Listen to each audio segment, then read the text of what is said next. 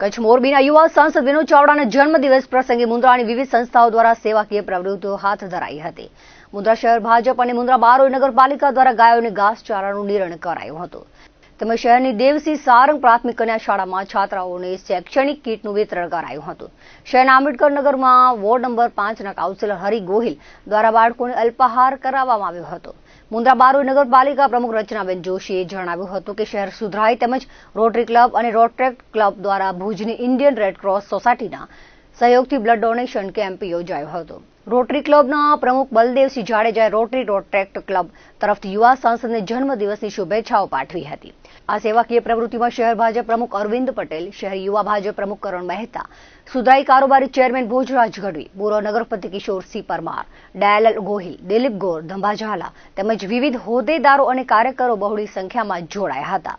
મુન્દ્રા તાલુકા ભાજપ પ્રમુખ વિશ્રામ ગઢવી અને મહામંત્રી કીર્તિરાજ ગોરે યુવા સાંસદ વિનોદ ચાવડાને જન્મદિવસની શુભેચ્છાઓ પાઠવી હતી. મુન્દ્રા બારોઈ નગરપાલિકા, Rotary Club of Mundra, Rotaract Club of Mundra દ્વારા રેડ ક્રોસ સોસાયટી દ્વારા બ્લડ ડોનેશન કેમ્પનું આયોજન કરવામાં આવેલું છે અને આ કેમ્પની અંદર ભાઈઓ બહેનો બધે બહોળી સંખ્યામાં જોડાઈ અને સાથ સહકાર આપ્યો છે. સાંસદ શ્રી વિનોદભાઈના જન્મદિવસની ખૂબ ખૂબ શુભેચ્છાઓ.